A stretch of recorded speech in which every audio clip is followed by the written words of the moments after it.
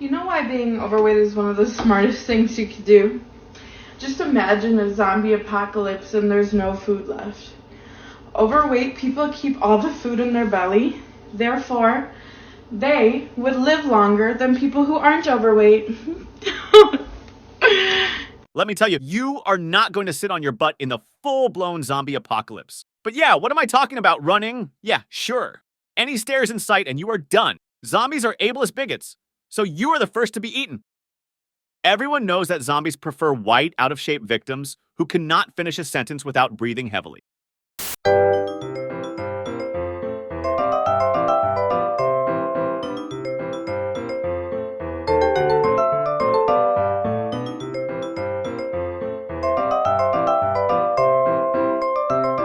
Even if she weren't fat, those are still pretty bad dancing skills. Thank God she isn't naked.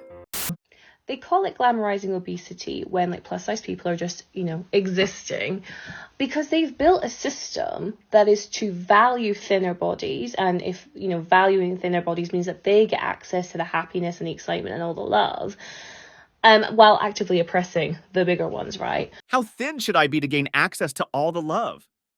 What's the magic number? Looks like I'm nowhere near thin enough.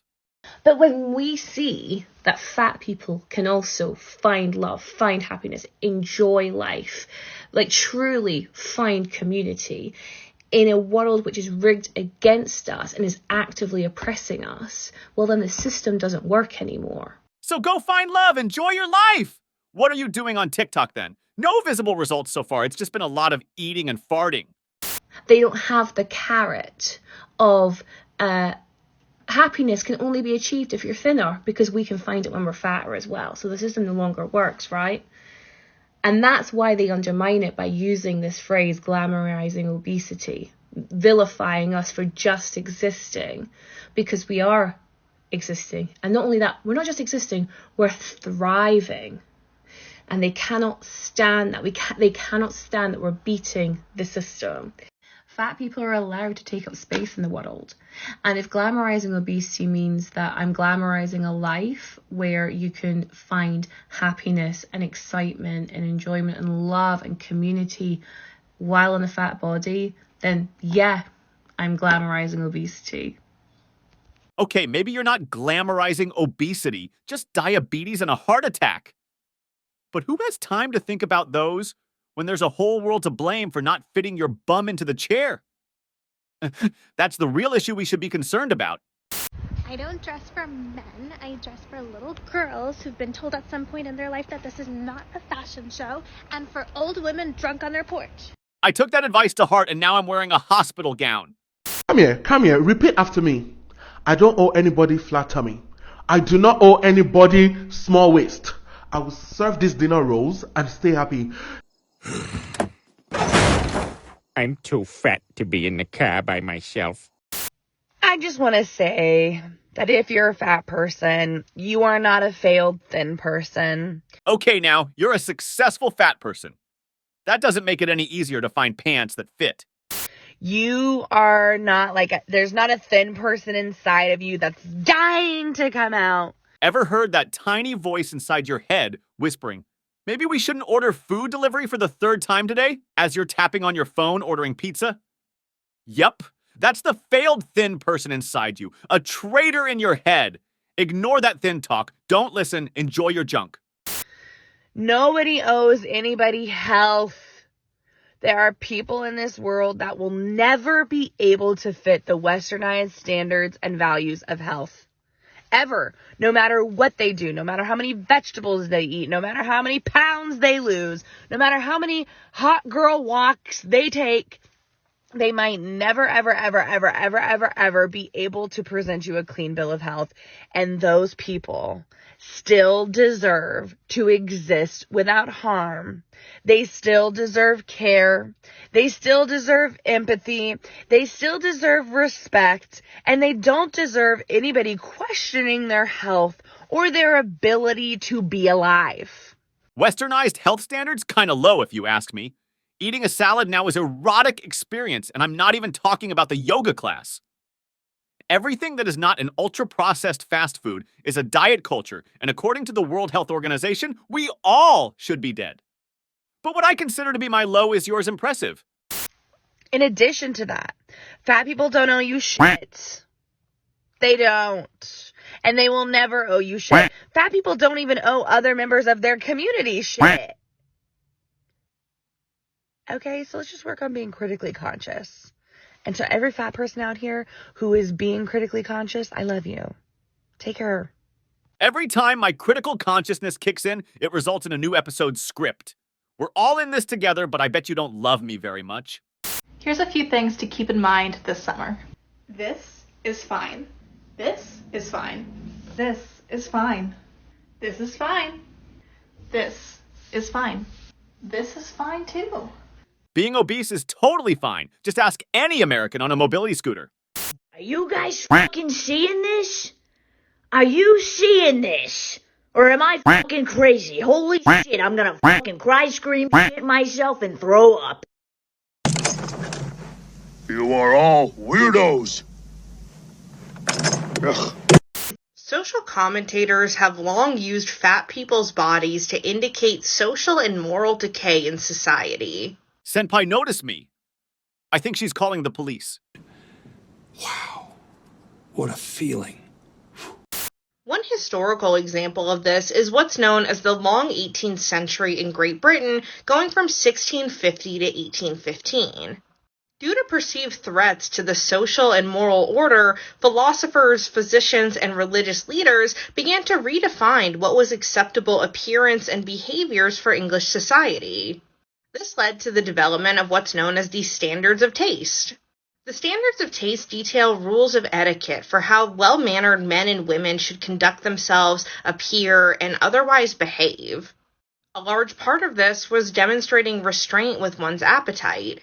So the belief that restraint, dieting, and the pursuit of thinness is morally superior has a long historical precedent, and no, it's not rooted in science. Just anti-fat bias. If you are so pro-obesity, stand up and do 20 push-ups.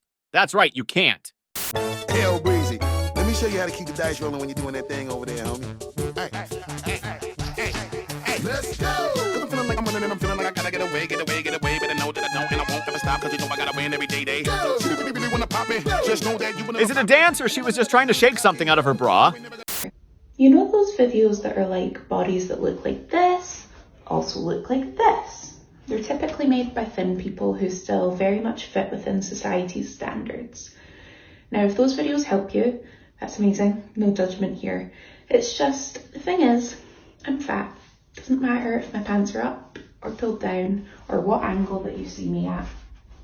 I'm still gonna be fat, and that is okay. Who are you and why should I care? I'm still gonna be a crybaby and that is okay. Because I'm not gonna be alive at 48. And I'm still not gonna stop eating this cheeseburger because it's delicious.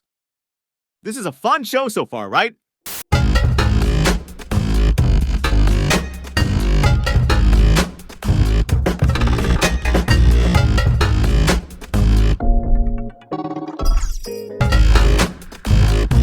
Stop sexualizing fat women. Keep sexualizing me. I saw a tweet that really resonated with me recently where this person basically said, like, I will believe that promoting obesity exists the first time I hear someone say, oh boy, I want to gain weight so that I can look like this person. It's more like, I'm still going to be fat and that is okay. So why turn down a cake? And I think that gets to why the whole promoting obesity argument is just so ridiculous, because most of the time when someone is accused of promoting obesity, it's simply because they are a fat person who is not in a constant state of misery or trying to change their body in some way. But at the same time, they are in a constant state of misery because chairs are small, clothes are ugly, hospital bills are expensive, and there are also stairs, damn it. Because truthfully, I think the only way most people want fat people to behave is like constantly hating themselves and wanting to change their appearance. And then when they see a fat person who's just living their life, it makes them think that they're promoting some kind of lifestyle when all they are is content. If anything, I just think it speaks to how not content with their lives the people saying these things are. But don't worry, fat people, you're number one in the hearts of the cannibals. Also, thin people want fat people to leave us a bit of space on the sidewalk.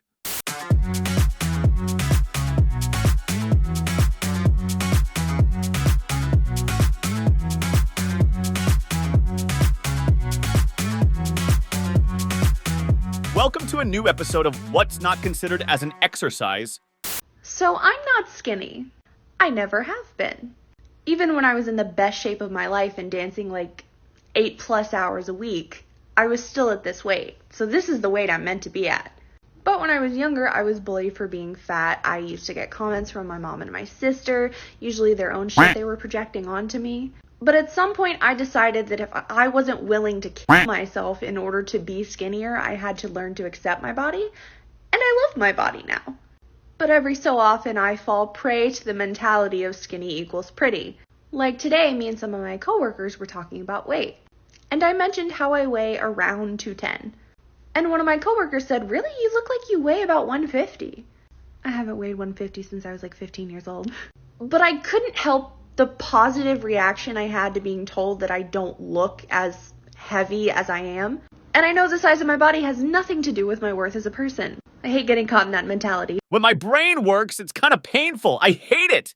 Let's get back to TikTok scrolling. I also hate being skinny and beautiful. I can't go to a meeting without someone trying to put me on a magazine cover. I don't know who needs to hear this, but the way that skinny people view themselves will never amount to how bad fat phobia is in the world. And let me tell you why. There are skinny women who literally have no sense of style, can't dress, literally just throw on some designer and can go. But most of the plus size women I know dress like goddesses, can do their makeup, can do their own hair, can do their own nails, take very good care of themselves. But because we're fat, we're still less pretty than a basic skinny girl. And I really don't want y'all coming in my comments talking about you wouldn't know because you're not skinny, because there's plenty of women who have been both who always agree with plus size women when we say fat people get treated terribly in this world. What an interesting way to call all the skinny women ugly, especially when it's really rare to see a size 6 woman on TV. Someone telling you to go eat a piece of pizza is not the same as someone calling me ugly just because of my size. Not even because I'm not ugly, because of my size. Most of the time, y'all's insults will be you're ugly, not you're too skinny. Our insults is always you're fat. Yeah, I have to admit that most of the people think that being fat is unattractive. And the worst part is it's not even ugly on the outside, it's ugly on the inside, according to TikTok. And that's why I'm working out and dieting. I want people to think I'm ugly because of my personality.